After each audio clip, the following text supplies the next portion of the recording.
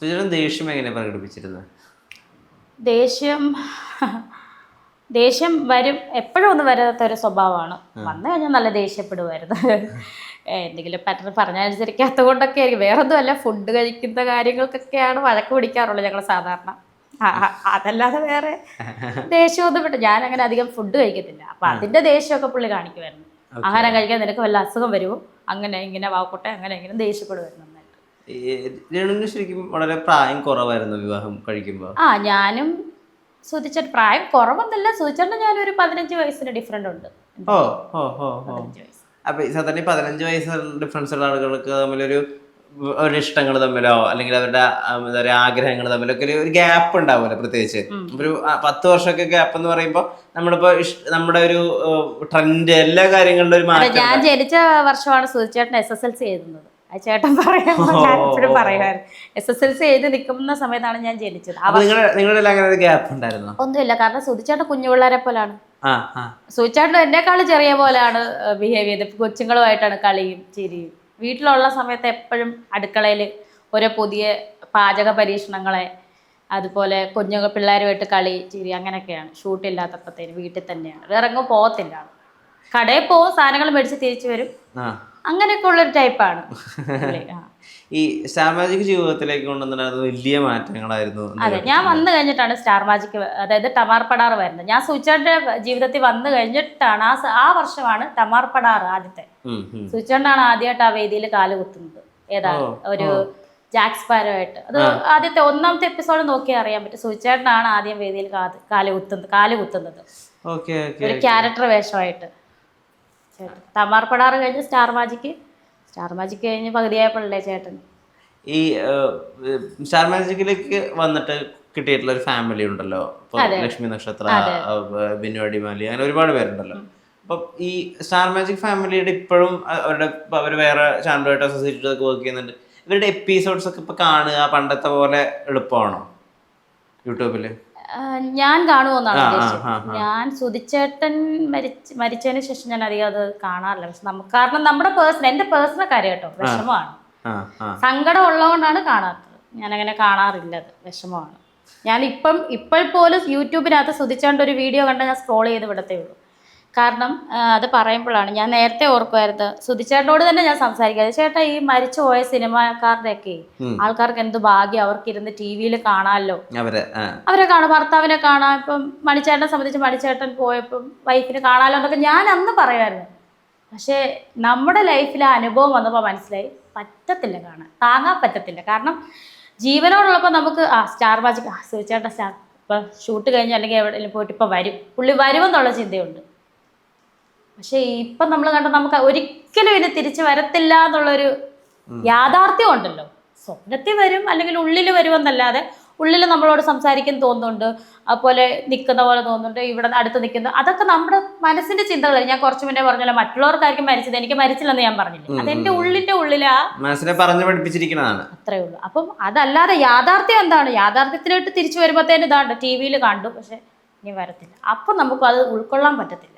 അതുകൊണ്ട് ഞാൻ ഒന്നും കാണാറില്ല സൂചന. ഇവിടെ വീട്ടിൽ അഥവാ വെച്ചാൽ ഞാൻ വഴക്ക് പിടിച്ച് നിർത്തിക്കും. പപ്പ അമ്മ വല്ല സൂചന്റെ ചാനൽ വെച്ചാൽ അന്നേരം നിർത്തിക്കും. എനിക്ക് പറ്റത്തില്ല കാണാൻ, ഒന്നും ഞാൻ കാണാറില്ല. ഈ ഫോട്ടോയിൽ തന്നെ മാല ഇടാൻ കാരണം എന്താണെന്നറിയാമോ? അപ്പൊ ആദ്യം പറഞ്ഞ മാല ഇടണ്ടെന്ന് ചേച്ചിയുടെ ഹസ്ബൻഡ് സുധിച്ചേട്ടൻ്റെ ഭയങ്കര അളിയാന്നായിരുന്നു അവർ വിളിക്കുന്നത്. ഷൂട്ടിനൊക്കെ പോകുമ്പോഴും ചേച്ചിയുടെ ഹസ്ബൻഡിനെയാണ് കൊണ്ടുപോകുന്നത്. ഒരു ഫാമിലി ആയിട്ട് ഞങ്ങളെല്ലാം ഒരുമിച്ചല്ലേ കഴിഞ്ഞു. അപ്പം അതുപോലെ ഒത്തൊരുമിച്ച് കഴിഞ്ഞ സമയം സുധിച്ചേട്ടൻ ആകെയുള്ളൊരു ചേട്ടാപ്പി എന്നാണ് വിളിക്കുന്നത്. ചേട്ടാപ്പിക്ക് ആകെയുള്ളൊരു കൂട്ടുകാരെ സുധിച്ചേട്ടനാണ്.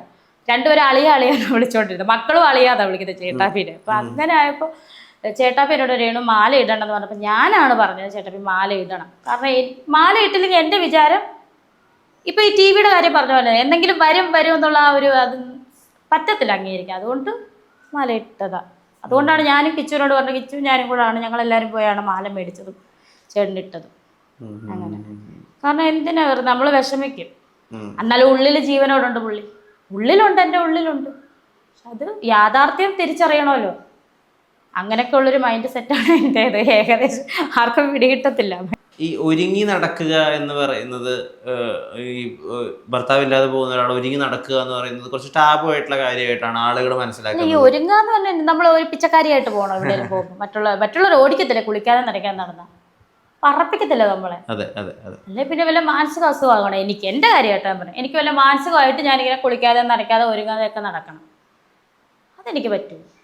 അല്ല, ഞാൻ ചോദിക്കുന്നത് അതിനെതിരെ എന്തെങ്കിലും പ്രതികരിക്കണം എന്ന് വിചാരിച്ച് ചെയ്യാനാണോ, അതോ സുധിച്ചേട്ടന് ഇഷ്ടം ഞാൻ ഇങ്ങനെ ഇരിക്കുന്നതാണ്, അത് ഞാൻ അങ്ങനെ ചെയ്യാം? ആദ്യ സമയത്തൊക്കെ ഞാൻ അങ്ങനെ സൂചിച്ചേട്ടൻ്റെ ഇഷ്ടം, സൂചിച്ചേട്ടൻ എപ്പോഴും ഞാനൊരു പൊട്ട് തൊടാതെ പോയാൽ, സപ്പോസ് ഞാൻ ഇപ്പോഴും ഓർക്കുന്നുണ്ട്, ഒരു പൊട്ട് തൊടാതെ ഞാൻ ചിലപ്പോൾ ആ പൊട്ടൊന്നും തൊടാതൊക്കെ പുള്ളിയുടെ കൂടെ പോകുമ്പോഴത്തേനും ആ പൊട്ടേട്ടടി പൊട്ട് തൊടാതെ പോയി പൊട്ട് തൊടടി, അങ്ങനെ ഒരു സംസാരമുണ്ട് പുള്ളി.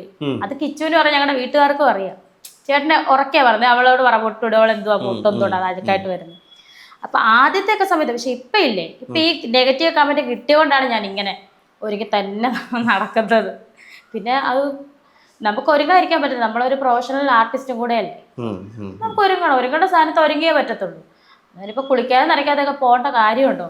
അത് ഇപ്പൊ വെള്ള സാരി ഇടുന്നത് അതൊക്കെ പഴയ കാലമല്ലേ. അല്ലെ പിന്നെ സതി അനുഷ്ഠിക്കണമെന്നും ഇവർ പറയാൻ തന്നെ പറയുന്നവരും ഉണ്ട് കേട്ടോ, സതി അനുഷ്ഠിക്കണമെന്ന്. ഇനി അതിൻ്റെ കൂടെ ഒരു കുറവ് കൂടെ ഉള്ളൂ. അതാണിപ്പോൾ എന്നാ ചെയ്യാൻ.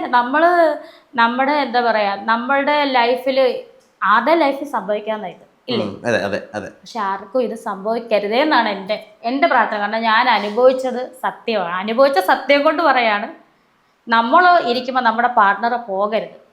അത് വളരെ എന്താ പറയുക, ഭയങ്കര ഒരു വല്ലാത്ത അവസ്ഥയാണ്. അവസ്ഥ അതിലൂടെ കടന്നു പോയവർക്ക് മാത്രം ഞാൻ പറയുന്നത് മനസ്സിലാവും, അല്ലാത്തവർക്ക് മനസ്സിലാവത്തില്ല.